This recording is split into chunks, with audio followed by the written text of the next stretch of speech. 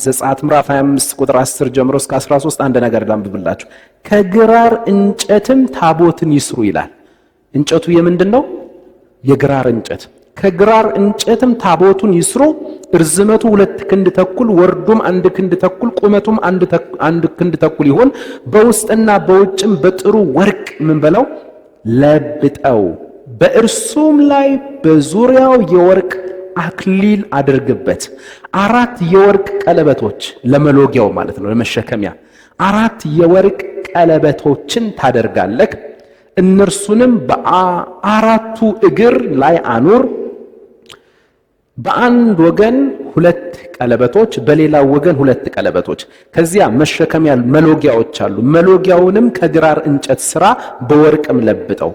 እነዚህ ነገር ትርጉማቸው ምንድነው ሲባል፣ አንደኛ ታቦቱ በውስጥና በውጭ በምን የተለበጠ ነው? በወርቅ የተለበጠ ነው። ይሄ ደግሞ የጌታ ኢየሱስ ክርስቶስን ፍጹም መለኮትነት የሚያሳይ ነው። ወርቅ ምንን የሚያሳይ ነው? መለኮትነትን የሚያሳይ ነው። አማናዊው ታቦታችን ማን ነው? በብሉይ ኪዳን የነበረው ታቦት ስንት ነው? አንድ ነው። ያ ታቦት ሊመጣ ላለው ለአማናዊው ለእውነተኛው ታቦታችን ለኢየሱስ ክርስቶስ ምንድነው? ምሳሌና ጥላ ነው። ስለዚህ በወርቅ ይለበጥ ይላል። በወርቅ ነው የምትለብጠው፣ በውስጥና በውጭ። ወርቅ ደግሞ ምንን የሚወክል ነው ብለናል? መለኮትነትን። ስለዚህ ጌታችን ኢየሱስ ክርስቶስ ፍጹም ምንድነው? አምላክ ነው። ቀጥሎ ደግሞ ከምን እንጨት ስሩት ነው የሚለው? ከግራር እንጨት። ኢየሱስ ክርስቶስ ፍጹም ሰው መሆኑን የሚያሳይ ፍጹም አምላክ ወርቁ ፍጹም አምላክነቱን፣ እንጨቱ ደግሞ ፍጹም ሰውነቱን። እንጨቱ ግን የሚገርመው ነገር ከማይነቅዝ እንጨት ነው የሚሰራው። የማይነቅዝ እንጨት። ከእንጨቶች መካከል የግራር እንጨት ምን የማይል ነው? የማይነቅዝ ነው። ኢየሱስ ክርስቶስ ቢሞትም እንኳን በዛው ሰውነቱ ወይም ስጋው በስብሶ የሚቀር አይደለም። ከሙታን መካከል በሶስተኛው ቀን ተለይቶ ምን ብሏል? ተነስቷል። ቅዱስ መበስበስን ያይ ዘንድ አትተውም እንደተባለ አባባ እናመሰግንሃለን።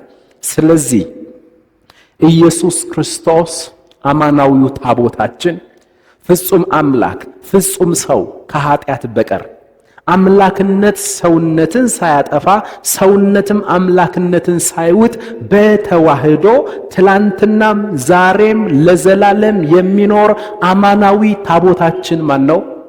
ጌታችን ኢየሱስ ክርስቶስ ነው።